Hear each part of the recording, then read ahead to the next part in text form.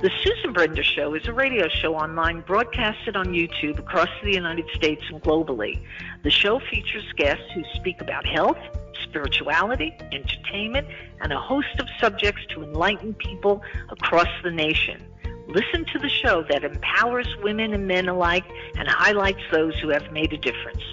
I'm Susan Brender, and this is the Susan Brender Show. And now, of course, I'm delighted to have my guest on the show, whose name is Michael Solomon, who's a best-selling author, a traditionalist who writes from his heart, and a pundit. And he's been on our show a number of times talking about various political issues. And today he's going to discuss a number of things, including the border crisis. Now, there's been a lot of talk and a lot of information about what's going on. And when we listen to it, you kind of say to yourself, what is happening now? And I want to know from you, Michael, with regard to the border crisis, do you feel that there's just something really wrong with what's happening? Absolutely. I mean, there's nothing if you look back at the campaign of Joe Biden's, you're going to have to understand that what he promised the world, he didn't promise the world, he promised every liberal out there, and he promised Mexico and Honduras and Central America that he was going to open up the wall. He even said at one point that he was going to tear down Trump's wall.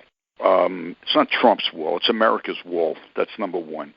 And that's exactly what he's done. From the day he got into office, he stopped construction. Some of the steel and the stuff that's sitting there, the rebar, he was showing that it's starting to rust, and it probably won't be able to be used or whatever. And he's basically opened up the border.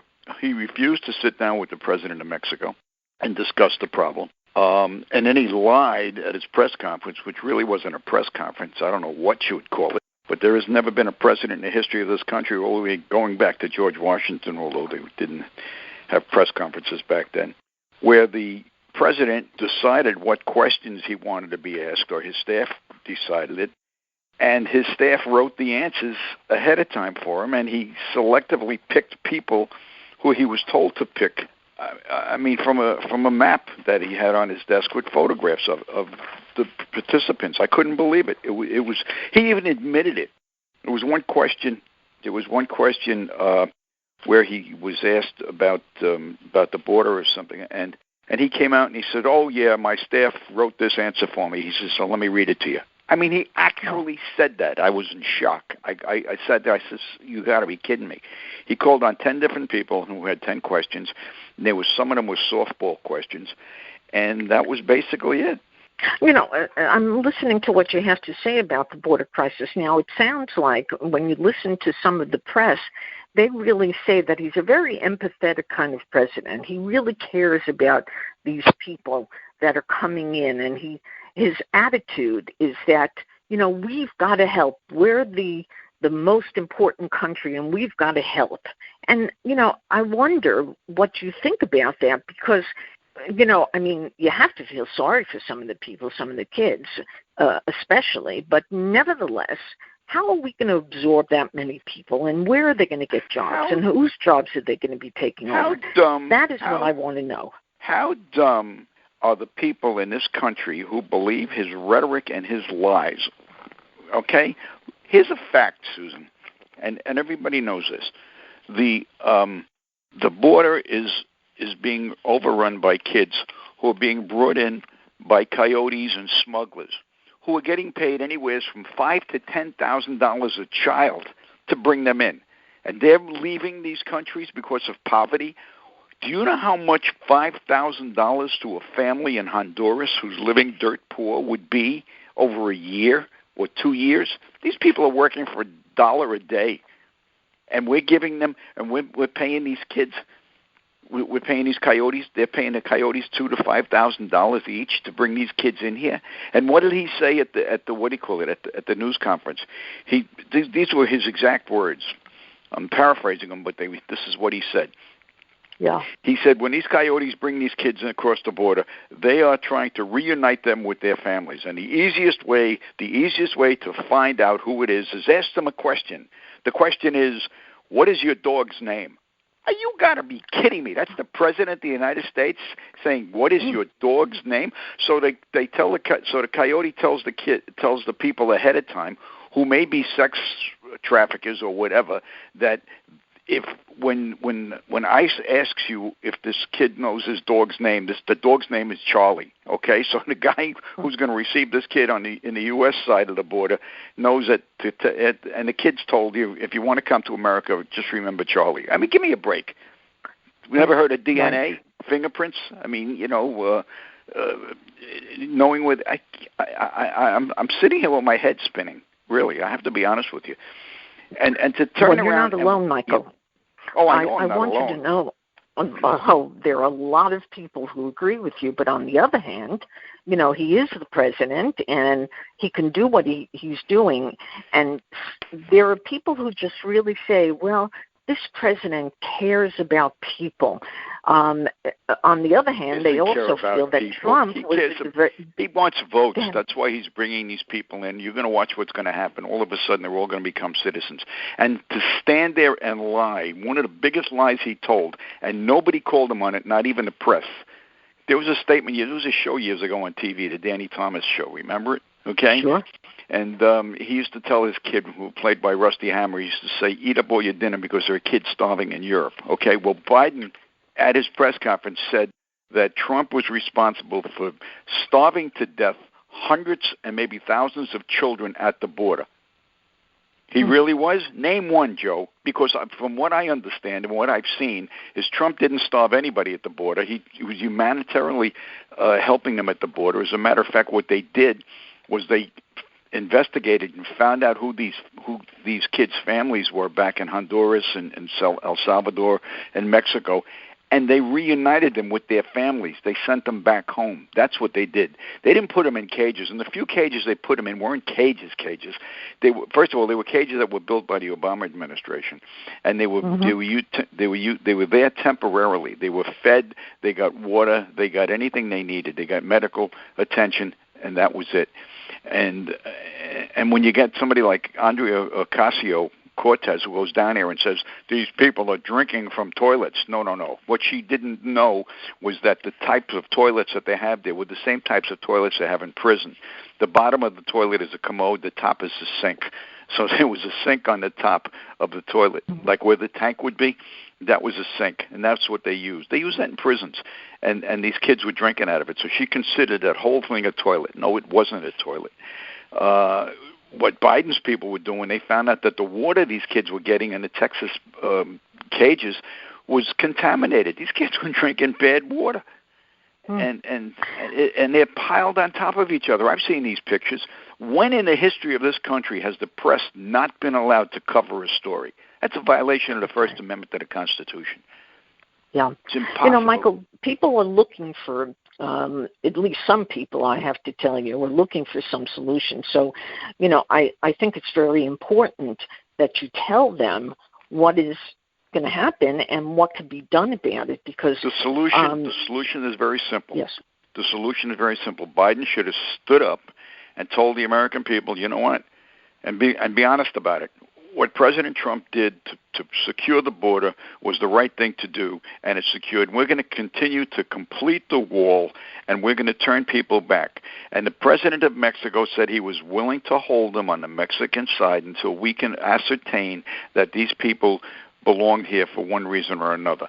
And then they would let them in family at a time, period. That's what they would do. Yeah. We've got close to 5,000 border agents that are going to be retiring and leaving that job soon, and his intention is not to replace them. How in God's name are we going to secure that border? Look at the crime and the drugs that are coming through. Yeah. We have a bad enough and a big enough drug problem in this country to begin with. Now we're going to exacerbate it. They just had it was on television this morning. It was a news flash this morning that they confiscated over 20,000 pounds of marijuana coming through the border. Wow. I mean, I had no idea. In the last month, that's 20,000 pounds. Unbelievable. Susan, I ran the Organized Crime Control Bureau in the Narcotics Division in the New York Police Department way back in the 70s. We wouldn't touch a case of marijuana that was under 50 pounds, and that was back then. We never got nowhere near that kind of drug containment. It was unbelievable. What do you attribute to the fact that there are people who really think that Biden is doing a great job and that he's, as I said before, very empathetic, caring about people? They're living with their heads in the sand. Let them look at the actual numbers. Let them look at what's going on. Listen to what's going on with taxes now. He's raising taxes only on people who earn $400,000 a year. Okay, and that's what's going on with that. But what they didn't tell you with the tax increase that Trump put in, the decrease, all they kept saying is the top 1% got an 85% decrease in their taxes. No, that's not true, because the tax increase that the top 2% of the earners in this country are going to receive doesn't take effect until 2027. And that's according to the Tax Policy Center. 22% will get an 83% benefit in 2027. That's 6 years from now, Susan. That's when that's going to occur. Tax policy estimates said that the top 1% taxes is 20.5%. You know what my answer to that statement is? Very simply. Okay, they took, well, all the rich and the big corporations are getting all the tax increases. What are they doing with that money? They're increasing their products. They're increasing their research and development. They're coming up with new mousetraps. People have to sell them. People have to develop them. People have to buy them. They have to buy raw materials. So what's going to happen? To answer this simple, very question, any of your listeners that want to answer this question, how many people out there have ever worked for a poor person? Poor people don't create jobs. Businessmen create jobs. And when a businessman who's saving, maybe he's saving 20% more in his taxes. Okay, it doesn't mean he's saving that his taxes are 20%. He's saving if he paid $100,000 in taxes, maybe he's saving $20,000 in his taxes. So the guy who's working for a living, who makes $35,000 or $50,000 a year, who may save $3,000 on his taxes, is going to go out and buy a refrigerator that he needs. The guy who's saving $50,000 on his taxes may go out and buy a new Mercedes or a boat for the money he's saving. Here's the question: who's going to build that boat? The rich businessman, or the mechanics who are going back to work because there's more supply and demand? That is simple supply side economics, and it works every single time.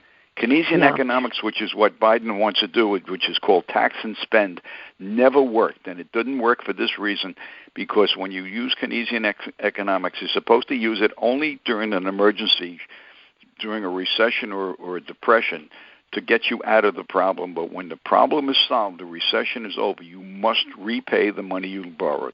That we have never repaid it in this country. Yeah, inequality by way of government is really happening. Capitalism is blamed, but opportunity gaps are more often the fruit of the state policies. Do you feel that the government ought to be involved in this, or is this a state issue, the inequality, if you will? And there is keep no in mind inequality. Inequality is a self-made problem, which is caused by people themselves, and I'm going to tell you how it works. If you and I were equal, I don't mean you as a person, I mean you as a metaphor. If a person out there, two people out there, one was the president of the biggest corporation in America, let's say Apple, Google, General Motors, it doesn't matter, and the other guy was sweeping the floor in a factory. Okay, and we all got the same amount of money on Friday night. We all got paid the same, right to the dollar. Everybody went home with the same amount of money, no matter what they did for a living. Monday morning, we're not equal anymore. And let me tell you why.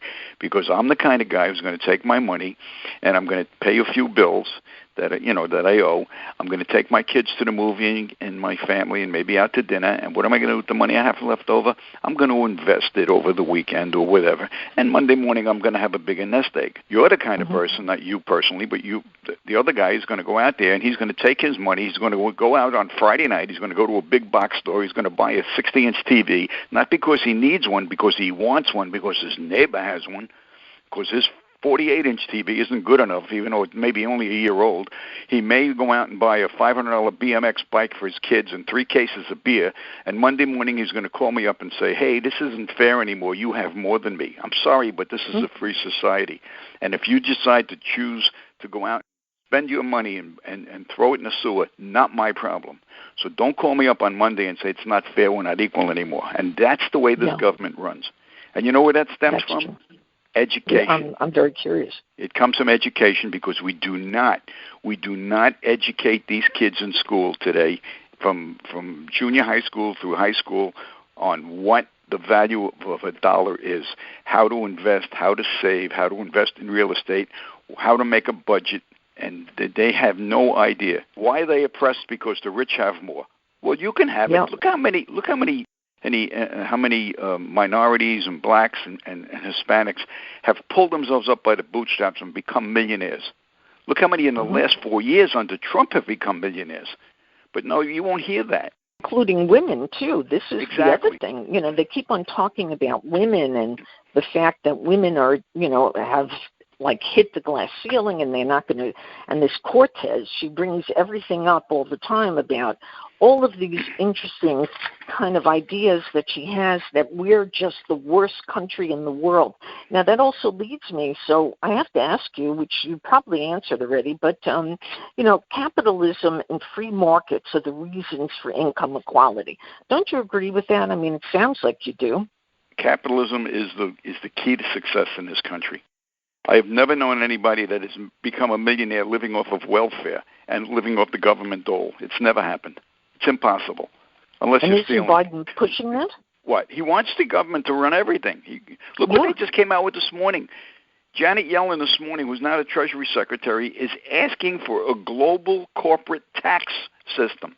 She wants a corporate tax system to be a global percent. In other words, China and Japan and Ireland and the European Union and the United States are all going to pay the same tax. I mean, give me a break. I didn't know that their budgets were the same as ours. Right. And the size of the country. Ludicrous. Yeah. Well, let's move forward, and let's talk a little bit about Georgia and the voting laws, because things have really gotten out of hand, and I'm very interested in knowing what you have to say about that. It's unreal. I don't know what's going to be.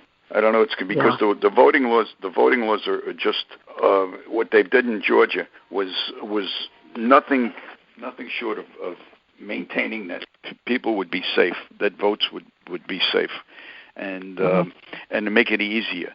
I mean, what they did was they changed the laws to make it better. There's no excuse, no absentee voting.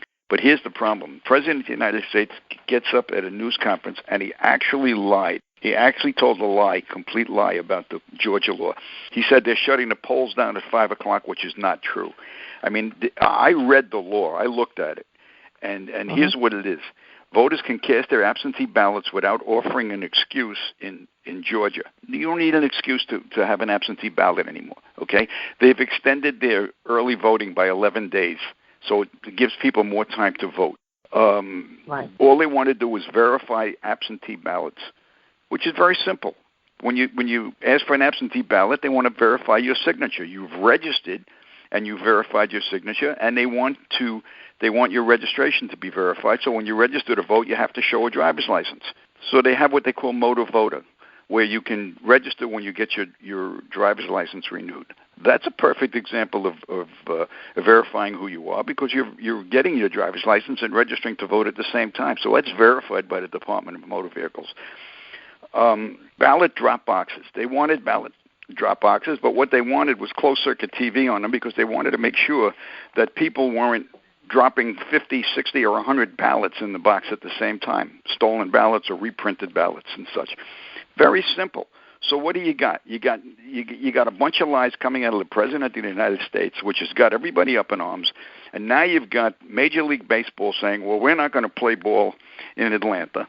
And you got all these corporations, Coca-Cola, we're against this too, because and it's all based on a lie, literally based on a lie. So I don't know. Think about this for a second, Michael. I'm just, you talk about some of the main companies. Coca-Cola is a good example of that. And, the person who really leads that organization, the CEO, loves this kind of thing, because it brings, there's kind of a collusion, if you will, between Biden and these companies. Don't you agree? I mean, they kind of tell the president, and they're very big companies, they tell the president what has to be done. Don't they do that? They do it through donations. They do it through donations. I mean, you know, I laughed. Okay, Major League Baseball, they're not going to hold the All-Star game there, and they're concerned that people are because they have to show proof that they're who they are when they vote. Did you ever go to a will call booth at a ball game where they're holding your tickets? Did you ever try to get your tickets without showing your driver's license or proving who you were? So give me a break. Or getting on an airplane. We're getting on an airplane. Yeah, Delta Airlines. Let me get on an airplane without telling you where I'm showing you my driver's license or my passport. Put me on your airplane because I don't want to show my identification. If you don't want me to show it to vote, why would you want me to show it to get on your airplane or to go to your ball game? And what about the fact that the immigrants who are coming in are going to be able to vote? They don't have to show it. Yeah, they just come in. They say who they are. They don't have. Why, you think these people crossing the border have identification? Come on. I mean, it's absolutely ridiculous, and this whole thing, it's all around cancel culture. That's basically what it is. They want to cancel everything we do. Well, explain that a little bit before you continue. I want the audience to understand when you talk about cancel culture. What do you mean by that? Oh, don't get me started. Well, cancel culture is basically everything and everywhere. It's just that anything that offends anybody is cancel culture. You know. Political correctness started in 1936 in the Frankfurt School, Germany, and it had to do with changing speech patterns so that they can keep communism alive. And that's when it started. And it's gone all the way through. I mean, political correctness is nuts. I'm going to give you an example about political correctness. I was in a restaurant 2 nights ago, and this kid came up to me. Waiter came up to me, and he said, "Hi, my name is," whatever it was, I don't remember. "My name is Chris, and I'm going to be your server today." And I looked at him. I says, "You really are? Then fetch me some water." He said, "What are you talking?" I actually said that. I was joking with him. He says, "Why would you say that?" It was a kid. He was obviously a college kid. I said, "Because you said you're going to be my server. Do you know the word server comes from servitude, which denotes slavery? So you came up to me and basically told me you're my slave. So, fetch me some water." I mean, I was joking with him, but I said to him, I says, it's crazy. Look what happened in Hollywood, okay? Here's my answer to Hollywood. Suddenly, all of a sudden, 7, 8, 9 years ago, actresses and actors don't want to be called actresses. They all want to be actors. You're either a female actor or a male actor, but you're an actor. Well, good. Let's do away with the best supporting role for female actress and female actor. Because if they're all the same, why can't we all be the same? That's an important point. I mean, it's crazy. They have no clue. They have no. What you just did with Dr. Seuss. I mean, 4 books. They banned them. I ran the zoo. I saw it on Mulberry Street. The other book was Beyond the Zebra and McElligot's Pool. I decided to sit down about 3 weeks ago, and I read all 3. I read 3 out of the 4 books. Yeah. I couldn't find a single thing in those books that was controversial. Couldn't find a thing. Pepe Le Pew, he's a cartoon. He's a cartoon. That's right. You can't. He kissed a female skunk, and they called it date rape. So you can't. So they banned kids from watching the cartoon. Look what Disney just did. I mean, this is absolutely nuts. It's absolutely That's our nuts. president. For a new president, he has, to say the least, he has some daunting and unprecedented challenges, but he's not meeting the needs of the people. Joe Biden faces a global pandemic. Okay, so we know we had the pandemic, okay, and a large group of people who have been convinced his election isn't legitimate are, a lot, and that's just the start of it. Now, you said so many things about what he's doing wrong, and yet you get people in the Senate and people in the Congress like this Cortez, who actually is, I hate to say it, but as a host of a show, I don't want to be biased. I don't want to say bad things, but I have to. She stands up, and really people are listening to her, she's not that smart. What is it about our country that we're voting people in? She was a bartender who went bankrupt twice, personal bankrupt twice, didn't pay her student loans.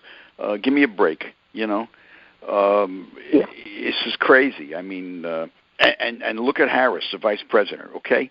There isn't a vice president that I could name who never followed what their boss or the president told them to do. Perfect example. Johnson under Kennedy, all of them. I mean, Pence under Trump. If Trump said to Pence, I want you to go to the border and take a look and tell me what's happening, he'd jump on the next plane. He'd be there. Okay? If Johnson, when Kennedy told Johnson to go down south and I want you to survey what's happening on the equal rights, on the racial problem down there in the equal rights bill, Johnson was on the next plane. I mean, it's crazy. It's crazy. When George H. Bush to go somewhere and do it, he got on a plane and he went, Harris, I don't want to go to the border. No, why? Because you're going to look bad? She laughed. She thought it was funny. Yeah. I mean, well, do you see her as the next president? I don't see her as the next anything. I mean, I think she's a disgrace. She's a disgrace. Yeah. The woman couldn't get 1% of the vote. She couldn't raise money. Had to drop out of the campaign within the first month of announcing. I mean, there was no way. There was no way that I can't even see her as I don't know. I just don't get it. Look, let's talk a little bit about the COVID and how it has shaped up capitalism, because unfortunately, this COVID. I mean, look at what Trump did. You know, warp speed. It was his. He decided. He did it, and the jobs that have come through in the last 2 months have come through because of the vaccine. And also, I can't believe this, but CNN actually did a fact check on Biden's news conference, and they came up with unbelievable stuff. I mean, first of all, they discussed that his goal to reach 20 million COVID vaccines by the first 100 days. Okay, he repeated his claim, and he said no other country in the world has ever come close. Well, he's wrong. 16 countries other than the United States have vaccinated almost all their people. Chile, Israel, the United Kingdom, 3 of them, just to mention a few. So far, the U.S. has only administered about 130 million vaccines, 130 million people. In his press conference, that was totally wrong. So, I mean, he has no idea what he's doing. And when he got into office, he said there was no vaccine when he was sworn in. Give me a break. Give me a break. The vaccine came out at the end of November, right after the election. It probably would have come out sooner, except that Trump had supposedly insulted the pharmaceutical houses with his policy, a favored nation status, where if you charged X dollars for a drug in Europe, you had to charge the same here in America, even though half the drugs were made in Europe. That's right. That's right. Yeah, that leads me to talking about the last thing, and that is, the Biden situation. And I'm talking about his son. The media talked about it for a long time, and then all of a sudden it disappeared. And, you don't hear much about it anymore. Well, did you see the Face the Nation interview yesterday with Hunter Biden? Okay. I didn't, I'm very interested in knowing about it. Let me show you how the media works, okay? They asked Hunter Biden, was that your laptop that was in that store? And he said, I don't know. It could have been. My laptop might have been stolen, and somebody might have hacked into it and put all those emails in it. So, but it might have been my laptop. What should have been the follow-up question? The follow-up question should have been, well, there's a receipt that the store owner has that you signed with your name on it and your signature. So how can you sit there and say it may have been my laptop when there was written proof that it is your laptop? Nobody follows up with these questions. That's the problem with the press today, the media. There's no independent sources anymore. Lester Holt said it last week. He said our job as a media is to present the story and not to fact check it. What? That's not to fact check it. Okay.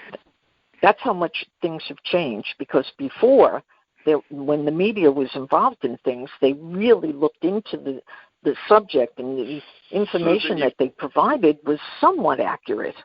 Susan, you and I were around when there were commentators on TV, guys like Huntley and Brinkley, guys like Peter Jennings, Walter Cronkite. They would sit there and they would read the news as presented as fact.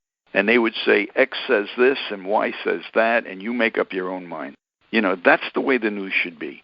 None of this, it's sensationalism, and if we don't like how sensational it is, we'll make it up. We'll distort the facts. That's right. I mean, that's what they're doing. That's absolutely what they're doing. So what does Michael Solomon? What does Michael Solomon think is going to happen in the future? Do you have any I don't know. prediction I'm frightened. I am really frightened. I don't know where this country's heading, especially with this cancel culture and this garbage going on. Let me tell you a story, Susan. This is an absolute fact. I'm going to go back to 2006. 2006. We're going back a while ago, 14 years ago. I was supposed to be on Oprah's show with my book, Where Did My America Go? And I was sitting with her. I met her booking producer, and I was sitting with her, and I said, why does Oprah keep saying N? And I said the whole word. I didn't use the letter N. And she said to me, she never says that. She says N. I says, really? I said, you don't think I know what's in her mind when she tells me that he's an N? She says, well, no, she doesn't say it. I says, she actually just says it because she's projecting it, and we know what it means. Well, that's not true. I said, okay, it's not true. I says, if I said to you that Charlie Brown just dropped the F-bomb, do you know what F means? Well, yeah. I said, so why don't you know what N means? Yeah. So, right. I mean, it's absolutely nuts. That's the way cancel culture is working. I mean, they're just getting rid of everything. You can't blame them wrong. God forbid it's crazy. It's absolutely crazy. Well, Michael, this is a show that really talked about a lot of the issues concerning the border crisis, Georgia, and what's going on there, and this counter or cancel culture, as you call it. It is a very interesting subject that we've covered, and I think that people ought to get the last word from you, because there must be something that you think about that you want to be handled in a different way. And if I can ask you what that is, please tell me, because I want to leave you, or I want to leave our audience with, you telling what is really, and this is a repeat question, what is going to happen in the future? Well, I don't know what's going to happen in the future. All I know is it scares the living hell out of me, what's happening right now, about what's going on. And the only thing I could say is what I've told people many times, and I do this at some corporate talk I do and political talks that I do. I've even said it on TV many times. The most dangerous person in America right now is an educated voter. They can control the electorate. You have to educate yourself. I don't want to hear people telling me, well, there's nothing I can do about it. Yes, you can. You can get the facts, and stop reading the blogs and listening to the stuff on Facebook and Google and Twitter and all this stuff. Get the facts. Read them for yourself. Make up your own mind, and don't. And it's absolutely crazy. I mean, that's what people should do. You have to get the facts and become an educated voter. And that's the way it's supposed to be. My guest today has been Michael Solomon, who is a pundit, who is an author, and a person who really is engaged in all kinds of issues concerning politics. He really writes about it, thinks about it, and he's been on our show many times, and this is another show that I have to say thank you, Michael, for being on the Susan Brender Show. It's really been interesting and a pleasure. So thank you again. My pleasure, Susan. My pleasure. It's always been a pleasure. Anybody wants to know a little bit more about me, they can go to my website, michaelsolomonbooks.com. I've got 2 new books coming out soon. One's a novel and another one's a business book, believe it or not. So hopefully within the next couple of months I'll have those in print. And that's about it. If anybody wants to email me, they can do it through my website. They can reach me there, michaelsolomonbooks.com. And that's it. I appreciate being on your show as always. It's always a pleasure. You know that. Thank you so much.